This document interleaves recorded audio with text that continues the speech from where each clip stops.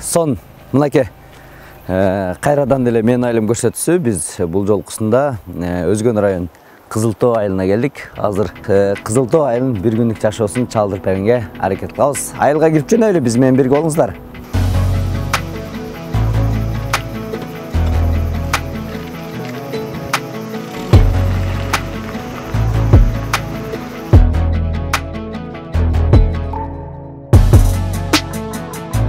Biz kelgen Kızıl Too айылы жазы суусунун оң өзүндө деңиз деңгээлинен 1160 метр бийикте жайгашкан.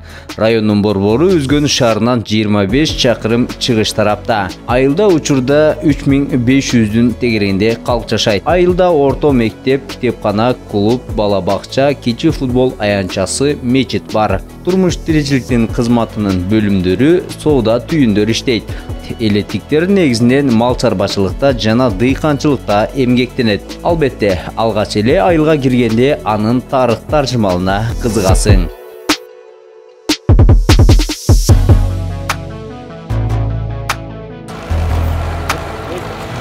Мына Казбек балам, биздин Кызыл Тоо айылынын көрүнүшү, пейзажы, табияты, анын кооздугу ушу жерден көрүнүп турат.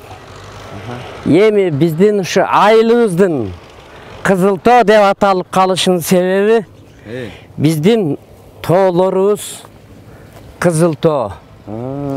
Ушул тоолорубуздун атына айылдын аты Кызыл Тоо деп коюлган. Кызыл Тоо айылынын орун алган жери жөнүндө токтоло турган болсок, Фергана өрөөнү, байыркы Даба мамлекети жайгашкан Фергана өрөөнүнүн эң чыгыш тарабынан орун алган жер. Бул Фергана деген байыркы дүйнөнүн тарыхынан бери өзүнүн даңаз алып атын өчүрбөй келген Паргана деген сөздөн келип чыккан. Аны кыргызчага которсок перидей сулуу жер. Же болсо алтын өрөөн деген маанини түшүндүргөн. Ошонун эң чыгышында тоонун түбүнөн орун алган биздин эң ардактуу, биз сүйгөн айылыбыз Кызыл Тоо айылы. Ушул. Эми Казыбек балам, Кызыл Тоо жөнүндө маалымат бере турган болсок, Кызыл Тоо айылы Улуу Октябрь социалисттик революциясы жеңгенден кийин дүйнөдө биринчи алгачкы социалисттик коом курулган. 1921-жылдан 29-жылга чейин социалисттик коомдо адамдарды жайгаштырып отурукташтыруу мезгилинде талаа түздөгү кыргыздардын бардыгын чогултуп келип, ушул айылга отурукташтырган. Алардан мисал айта турган болсо, мына Адырлын кырларында, Сайдын бойлорунда, мынакта каналыбыздын бойлорунда ушу биздин социалисттик коом башталгандагы чачырганды жашаган калкыбыздын үй жайларынын ордулары бар. Ошолорду чогултуп келип, 1929-жылы Өзгөрүш айылы деп кедей дыйкандардын тобунун айылы түзүлгөн. Анын башында биздин ардактуу атуулубуз Мырза Касымов Закир деген аксакалыбыз ушул айылдын биринчи раиси болгон. 1939-жылы Сталиндик башкаруу мезгилинде биздин айылыбыз Өзгөрүш айылынан өзгөрүлүп, Сталин атындагы колхоз деп түзүлгөн. Сталин атындагы колхоз 1961-жылга чейин Сталин атында болуп келген колхоз кийин кайра байыркы өзүнүн атына Кызыл Тоо айылы деп кайра түзүлгөн. Эми Кызыл Тоо айылынын табигатына сага токтолуп кыскача маалымат бере турган болсом, Кызыл Тоо айылы асманы тунук, дарыясы таза, тоолору бийик, төгөрөгү төп келишкен. Мен эми ашыра чаппасам, өзүң деле көрүп турасың. Жакшы жерден орун алган айылда. Абдан сонун. Аба, бул айылдын санжырасы кандай болду?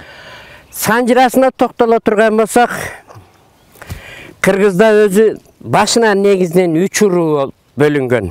Мына Өзгөндөн Карачородон баштап Өзгөнгө чейинки жайлашкан калктарыбыздын бардыгы Басыз уруусунун балдары.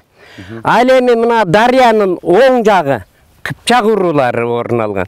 Ал эми сол жагында içkilik Kırgızдар орын алган. Эми Басыз урусунун ошо жактан башталып келип, Басыздын бир баласы Айдарали болгон. Мына şu Айдарали айлы şu Айдаралинин балдары. Айдаралинин 6 баласы болгон. 6 баласы şu 6 көчөбүздөн орын алган. Эми биздин Кызыл Тоо айылыбыздын бөлөк айылдарга салыштырмалуу өзгөчөлүгү биздин айылдын проектиси шахмат түрүндө түзүлгөн.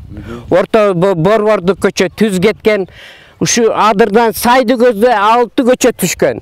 6 көчөгө биздин 6 уруус Айдаралинин 6 баласы жайланышкан. Эми ошол Айдарали уруусуна дагы кошулбаган бөлөк уруунун өкүлдөрү бар. Мисалы үчүн жанайлар бар, жеренчилер бар, көчөктөр бар. Негизинен бул жерде бир гана улут жашайт. Кыргыздар гана. Бөлөк улуттун өкүлдөрү мен оюмча жок болсо керек.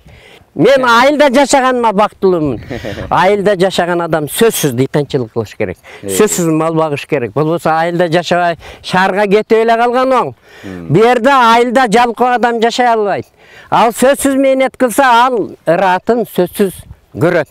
Ал келечекте азыркы принципте ким иштесе ал иштейт деген принцип азыр бул социализм принципи. Бирок азыр дагы ошол принципти карманган адам өзүнө тың жашай алат. Анан жашоосуна канаттанат, нааразы болбойт деп ойлойм. Сонун маалымат айттыңыз. Берекелүү айылыңыздар өнүп өсө берсин. Рахмат. Бир кыдырып чыгалам да дагы. Мейли. Көрсөтүңүз, мактанып чыгыңыз.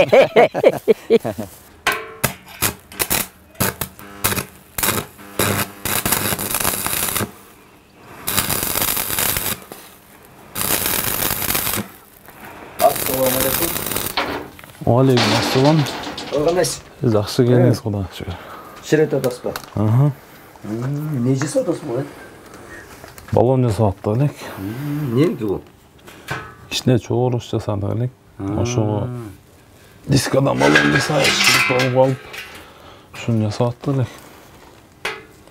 Чөгүргөн ушундай жасалабы экен.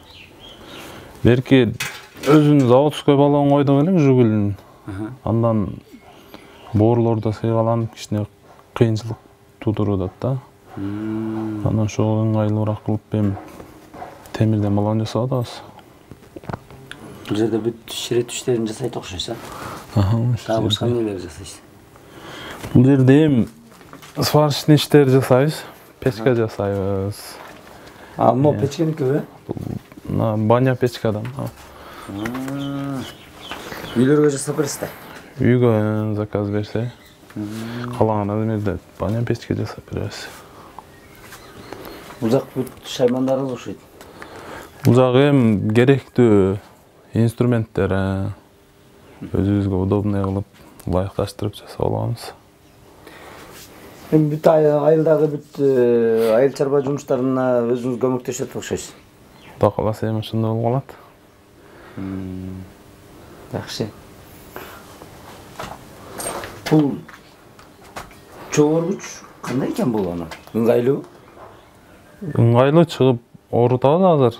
Түз жерлерде, анча-мынча боорлордо анан баллон сыйгалангандан ушуну жасап атабыз да.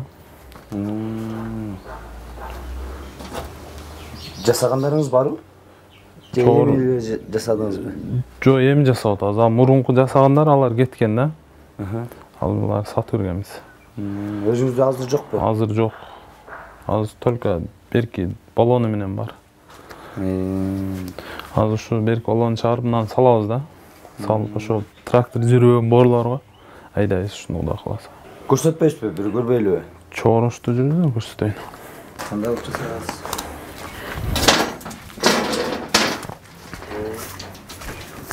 Мына көрсөң болот, Казбек мына жакта турат.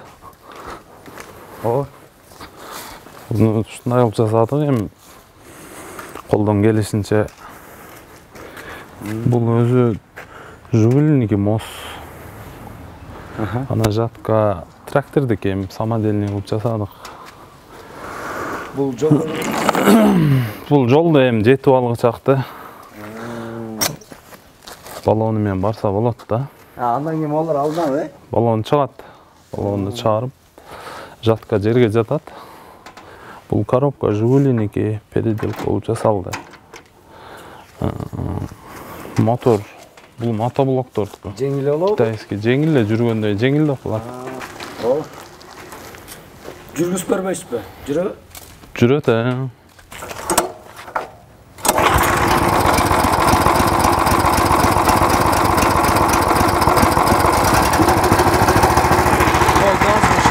Gaz, gaz versen su getir.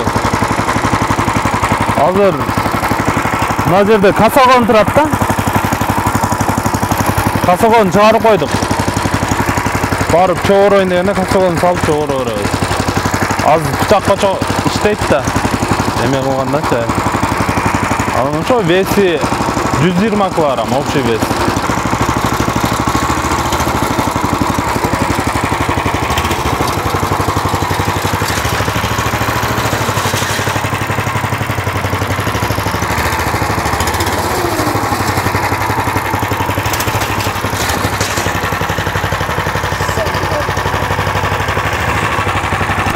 Gazlı koyarsa toktayt özü, otomatik. Oldu. Şu, buna balonların orduna jana jasap atkan balonu salabız da temirdi.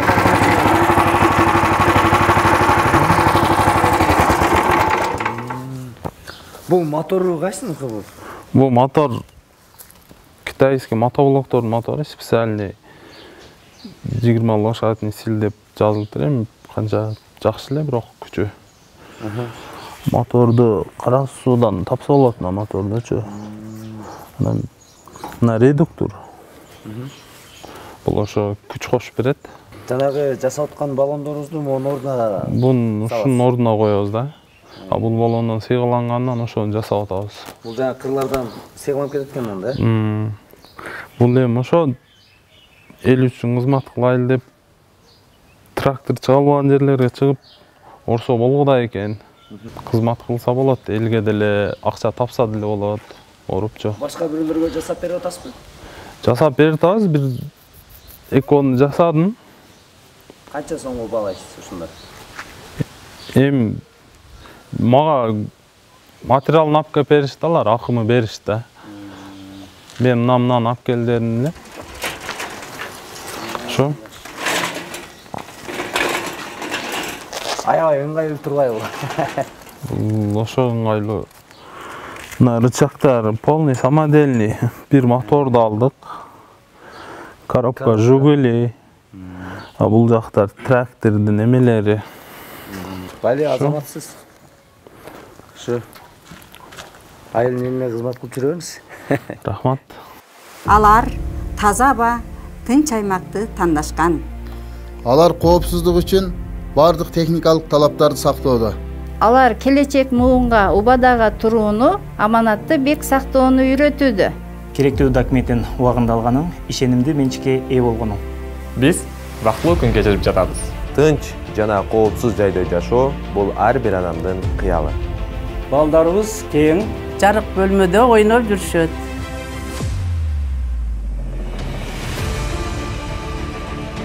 Жарыктык, кооздук, сапаттуу курулуш. Тынч аймак. Рахмат сага. Нургелди. Рахмат сага. Нургелди. коопсуз короо үчүн Нургелдиге рахмат. Нургелди курулуш компаниясы. Ар бир адам жайлуу жашоо, акылуу. Азыр Кызыл Тоо айылында жүрүп, бул жакта биринчи жолу алгачкы болуп, бакчылыкты тигип баштаптыр. Ошентип алектенип аткан Майрам айган иш ордунан кезиктирип калдым, айылдыктардын айтуусу боюнча. Бул жерден ага аянты канча, анан канча түп алма көчөт эктиңиз? Бул жерде сотусу аянты 70 сотук вообще. 1000 түп алма эктик. Сорту Галашник Арет деген сорт, Golden Delicious деп 2 сорт эктик. Булар Полкалик Сербиядан заказ кылып алып келдик. Биздин зонада Ильчовка айылдан көрүп, ошо менен иштешөнөн Сербиядан заказ кылып алып келип быйыл диктик. Майрам айга айылдардын айтышы боюнча биринчи жолу ушул Кызыл Тоо айылында ошо бакчылык жолго коюлуп баштады дейт. Сиз баштапсыз да? Идея каяктан келди? Идея берди. Өзүм мына жаныбызда жерде өмүр деген акам бар. Ошо акам 4-5 жыл мурун эгел деген өзү негизи алмадан кымбат болчу көчөттөр 500 сом. Эге албай калганбыз, анын үстүнө уруксат да жок эле үлүшкө. Анын уруксат берилгенден кийин анан биз дагы көрүп эктик, Сербия, Германияларды көрүп. Биздин погодага жакшы болот экен, күнүзү ысык, түнү салкын. Өзбекстан, Тажикстанга караганда бизде алма Россияга экспортко дагы жакшы болот, сочный берген. Базардан, местный рыноктан 2 эсе кымбат болот экен да, бизде эгилген полкарптер. Жолго койсо болчудайбы? Негизи сиздердин айылыңыздарда. Жолго койсо болчудай. Биздин негизи айылда эле өз огороддордо эле алма жакшы болот бизде. Жакшы сорттор болсо жакшы болот. Буюрса эмдегендер көп, быйыл болосо да кийинки жылдар көбөйүп калса керек. Негизи пайдалуу.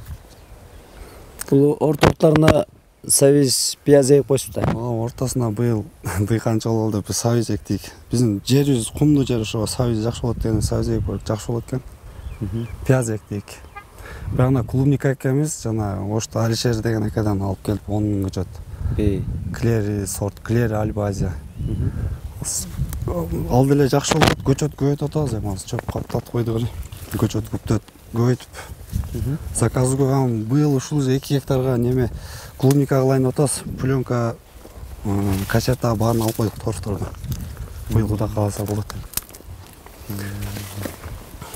Бул алмалар быйыл кечегилде эгилгенден кийин бирок түйүп алды ушулар, быйыл гүлдөп. Жана мөндүрлөр анын гүлүн төктү, биз дагы гүлүн төгүп чыктык, мисалы мына жерлерден алганда. 1 жыл эле түйүп алат экен негизи. 1 жыл элеби? Тамырын кеңейтиш үчүн анан ошо гүлүн көп туруш керек экен. Кичине чөптөрүн анча карай албадык. Дары чачпадык да чөйнө. Биринчи жылы дары чачпай койсо жакшы болот экен деген.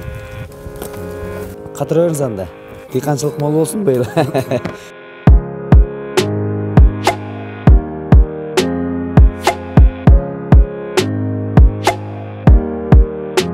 Учурда Кыргызстанда эң бир талап болуп турган сырткы жана ички туризм багыты. Кызыл Тоо айылында учурда 10го жакын туристтерди кабыл алуу жана Кыргыздын улуттук суусундугу кымыз, саамал ичирүү жайлары бар. Алардын ичмердүүлүгү менен тааныш үчүн баш багып көрдүм.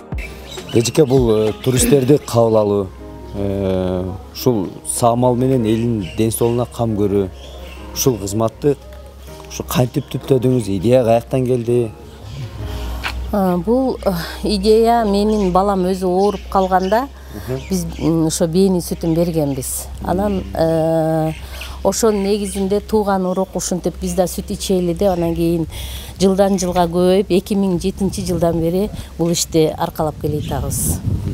Бул жерде шарттарыңыздар кандай болду? Тааныштырбайсызбы? Шарттарыбыз ушу жатаканалар, жатакананын ичинде койкалар коюлган, бүт мына эшиктерде ар бир сөрүгө отуруп адамдар тамактанышат. Өзүнчө ошо поварларыбыз бар, тамак даярдай турган. Ар бир комнатада баштаганда биз ар бир комнатага бирден телевизор да кошуп коюп чыкчык элек. Анан заман өзгөргөнүнө жараша азыр Wi-Fi коюп койгонбуз. Wi-Fi менен пайдаланып, замандын талабына Wi-Fi менен пайдаланып атабыз.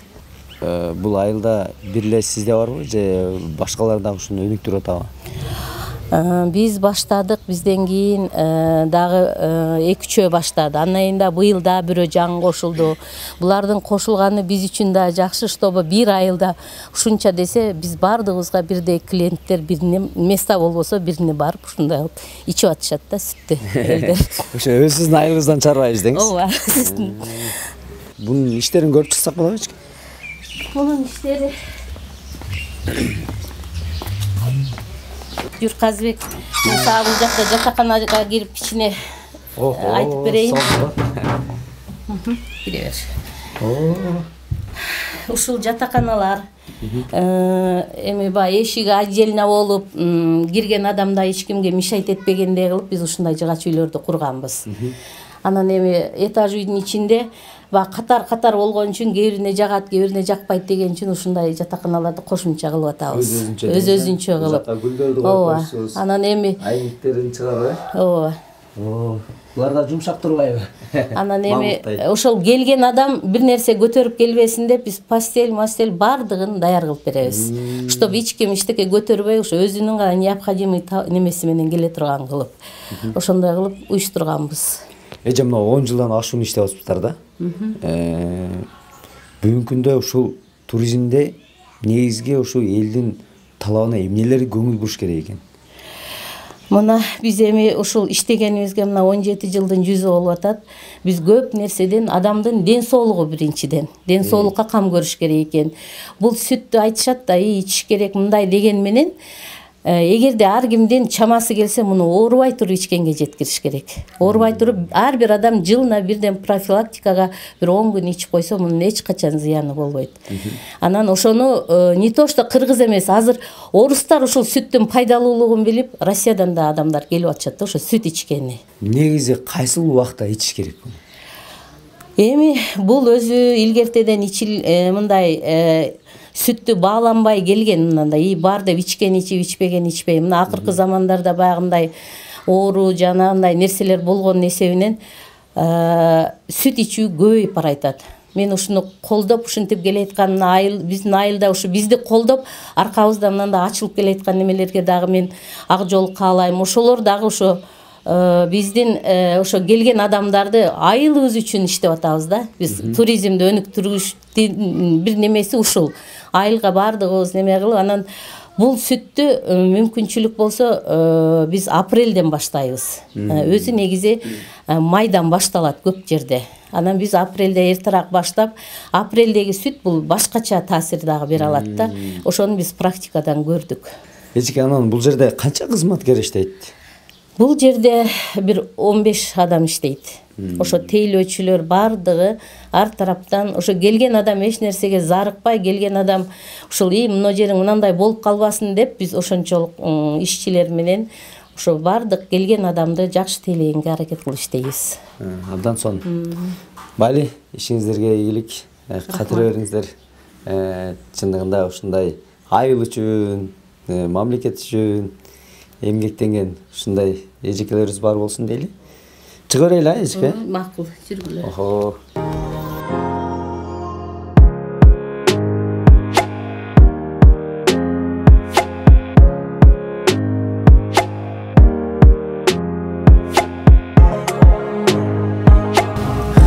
Ассаламу алейкум. Алейкум, кегиле болду. Кандайсызбы? Урсатпы? Урсат. Гезде окуп отурасызбы? Ооба, гезде дем алып отурам. Бул жерде кандай экен? Каяктан келдиңиз? Мен Жалал Абадтан келгем. Жалал Абадтан ден соолуктун айынан келдик ушул жерге самал ичкени. Интернеттен таап келгенбиз бул жердичи. Интернеттен таап келдик. Келсек өтө жакшы жер экен.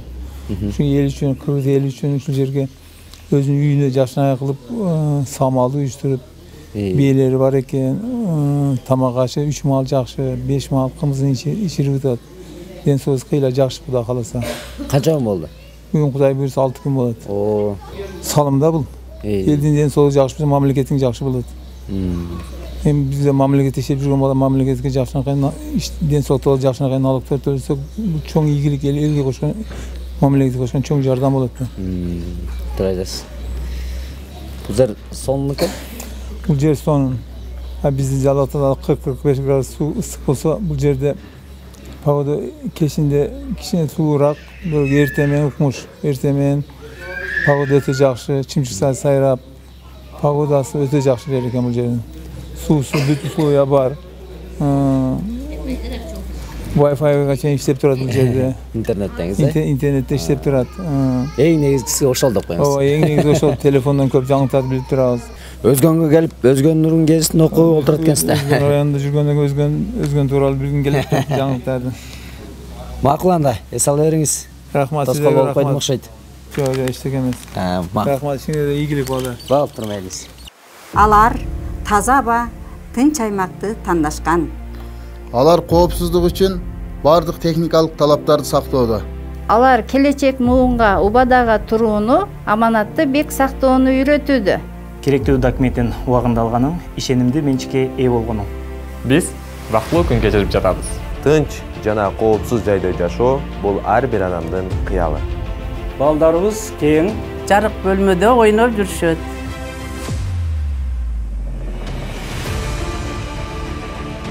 Жарыктык, кооздук, сапаттуу курулуш. Тынч аймак. Рахмат сага. Нургелди. Рахмат сага. Нургелди. Коопсуз короо үчүн Нургелдиге рахмат. Нургелди курулуш компаниясы. Ар бир адам жайлуу жашоо, акылуу. Куш келипсиң Казыбек, биздин Кызылтоо айыл өкмөтүнүн борбору болуп эсептелген, борбору болуп жайгашкан Кызылтоо айылына азыр биз ушу Кызылтоо айылдык маданият үйүнүн алдында отурабыз. Кызылтоо айылдык маданият үйүндө 4 кызматкер эмгектенет. Жана көп жылдан бери ийгиликтүү ушу эл алдында иштеп келе жатабыз. Кызылтоо айылыбыз 2 дарыянын кошулган жеринде жайгашкан, абасы салкын, тоолор менен курчалган мал киндиктүү жай. Ушул элибиздин, жерибиздин, Кызылтоо айылыбыздын арасынан көп биздин жазуучулар чыккан, калбы эжебиздей акындарыбыз бар, оончуларыбыз бар дегендей. Ошолор эмгектенишип ырларды жаратып келишет. Биздин Кызылтоо айылдык маданият үйүнүн алдында уюштурган кылым урасы деген тобубуз бар. Кружоктор, иримдерибиз бар. Кылым урасы тобу 2006-жылы түптөлгөн. Мен иштегениме 20 жылдан ашуун болуп калды. Айыл жөнүндө ушул көптөгөн чыгармалар бар, ошонун бирөөсүн аткарып берейин.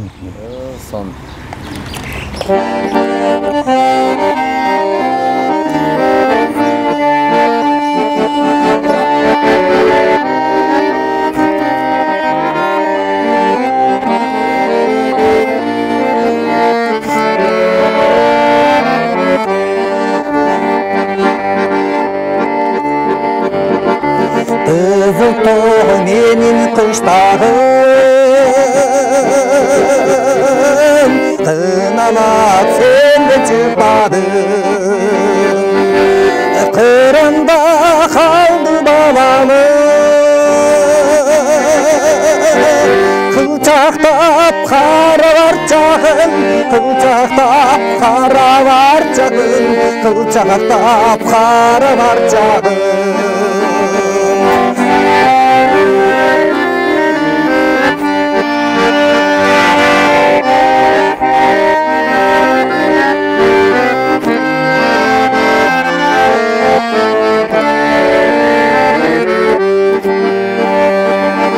Kızıltoo nenen özgördün,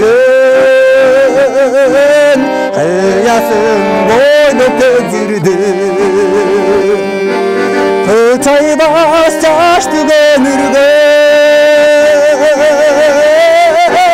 kızılı gülü tanda östürdün, kızılı gülü tanda östürdün, kızılı gülü tanda östürdün. Kılçay baş çaştı gönürge,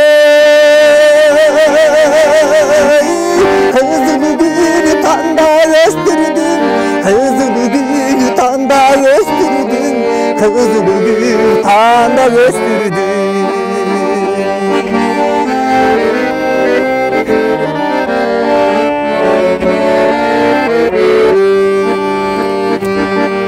Kızıltoo nenin kıştağım,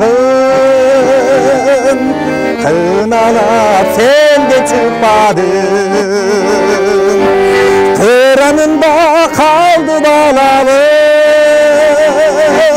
kılçakta. Кызылтоо айылынын негизги көйгөйү болгон таза суу маселеси облустун өнүктүрүү фондунан жана Асафа фондунан элди суу менен камсыз кылуу маселеси чечилип жатыптыр. Айылдан бир топ алыста турган элетиктердин дагы бир негизги киреше булагын толтурган жаңгак токойуна жол тарттым. Эң чоң деп айтылган бул жаңгак токойдон быйыл түшүмдүүлүктүн абалы кандай экенине кызыктым. Казыбек укам ушу Өзгөн район боюнча жаңгак токой эң көп территориясы эң көп ушу Кызылтоо токойчулугу болот. Кызылтоо айыл өкмөтүнүн жаңгак болгондо эң основной доходу ушу жаңгактан эл көтөрүлөт. кээ бири үйүнүн крышасын алса, кээ бири машина алат, кээ бири холодильник, телевизор алат. Şu ар кандай, şu кыскасы кирешесин ушу токойдон көп алат да негизи. Şu баарыбыз ушу асманды карап ушу Кудайдан тилеп отурабыз. Эң главный. Şu быйыл үмүтүбүз зор. Бу токойдо чөжөнү күздө сана дегендей күзүндө берет. Күзүндө мисалы үчүн эчтеке көрүнбөсө дагы күзүндө бул жаңакты мөмөсүнүн төбөсүнө бекитип алат да. Бул жаңак кою болгон үчүн бакта калма окшоп шагы ийилип турбайт. Мунун мөмөсү баш жагында болот. Күздө бир жамгыр жагандан кийин Кудай баракасын берсе, жерге төшөлүп калат, тери эл үлгүрө албайт. Эч убакта үлгүрө албайт. Ошончолук даражада болот Кудайым берген жылы. Анан ушул айылда жаңак болгон жылдары, мисалы үчүн, жаштарыбыз дагы керек болсо Россияда ишин таштап келип ушеден тиричилигин улантат. Ушул айылга асты машина алса, аркасы доход албадым дегени холодильник, телевизор алат. Жакшы экен. Эмеси жок. Кудай кааласа ушул элдин байлыгы. Бул токой канча аянт делет? Анан элдер кандай иштетишет буну? Тургундарга астына 5 гектарга чейин берет. 5 гектардан 5 сотыга машча берилген эмес. Андан кийин эми кээ бирлери али неменин шартына карап 3 гектар, 2 гектар алган. Эми население көп болгонуна байланыштуу ар бир жанга берилген эмес. Жетпей калган да, кээ бирине жетпей, көпчүлүгүнө жетпейт да. Бул ошо өлчөнүү токой. Элдин токойго болгон мамилеси кандай болуп атат? Элдин токойго болгон мамилеси мурдага караганда өзгөргөн азыр. Азыр эми ар ким өзүнүн арендасы меники деген өтүп калган да, бул лесхоздук эмес. Меники. Деп анан ошо өздөрү карап, өздөрү кайтарып, чындыгында токой чарбага акырына жеңил болуп калды, кыйла. Азыр техника ушунча жетишип калган, кокус бирөө нарушение болуп аткан болсо, жолдо өтүп бала дагы телефонго тартып туруп, сразу эгасына жөнөтөт, тааныган болсо, тааныбаган болсо мага жөнөтөт. Мына жерде мындай нарушение болуп атат деп. Азыр акырына жеңил, мына өзүң көрүп турасың укам. Жыгылган, айрылган жерде жатат. Уруксатсыз алынбайт почти. Анан өзүнүн айыл мына жердеги жыгылган, айрылгандарын каалагандай алып пайдаланып, окатын бышырып тиричилигин кылышат. Токойчулукту ушу Киреше булагы ушу Кызыл Тоо айылынын элиники экен да. Анан эми элде деле көпчүлүк деп атасыз. Анан бул калыс бөлүнгөнбү негизи? Эми мен айтайын дегеним, токой менен байланышып, жардам берип, жакшы токой чарбада иштеп жүргөндөр биринчи бөлүп алып, биринчи ошолор пайдалана баштаган да. Алардын документи бар, 49 жылга чейин контракт менен договор түзүп, документ кылып алышкан. Бир жаңак 1 сом болгон маалда эл көтөрүлүп, тополоң болуп, ошол бул 50 жылда боло турган тополоң болсо, ошол тополоң мен иштеп турганда чыкты да. Ошондо айтышты, ар бир үйгө 2ден түп болсо бересиң деп. Анан кийин 2 түп действительно берди актабайт. Мисалы 2 киле жаңак үчүн Кызыл Тоодон келип кеткен патенкенин жыртылганын актабайт, чындап кетти. Анан колдон келишинче бөлүп бердик. Бирок мыйзам бузулбайт экен. Элдер договор кылып алгандан кийин аны берсең соттун алдында биз жооп берет экенбиз. Аларга тие алган жокпуз мыйзам боюнча. Бош турган жердин бардыгын бердик элге. Кээ бири капа болуп, мага менин жаңагам жүзүмдөй болбойт экен, албайм деп, анан паланын жерин алып бересиң деп, нааразы болгондор дагы бар. Бирок ага мыйзам жооп бербейт экен. Ошол мыйзам боюнча бардыгы бөлүнүп берилген, мыйзам боюнча иштеп атабыз ушу. Жакшы. Дагы алдыга кандай иштер болот атан анага? Алдыда Кудай кааласа, мурун жөн гана бош жаткан жерге эккен болсок, эми акыркы күндөрү уже ограждение кылып эккенге аракет кылып атабыз. Ушу эккен токойубузду ушу мал жебесе, көбөйсө деп, ушу көбөйтүшүн аракетин кылып атабыз колдон келишинче. Жакшы, азаматтар, быйылкы түшүмүңүздөр мол болсун, кирешеси мол болсун. Рахмат. Элге жуксун.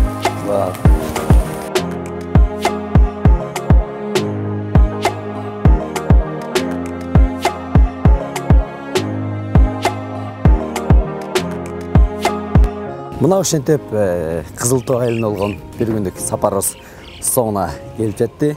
Албетте, чындыгында бул айылдын эли өзгөчө десек болот. Урматтуу телекөрүүчүлөр, эгерде өз айылыңызды менин айылым көрсөтүүсүнөн көргүңүздөр келсе, экран алдындагы номерлерге байланышыңыздар. Аман болуңуздар.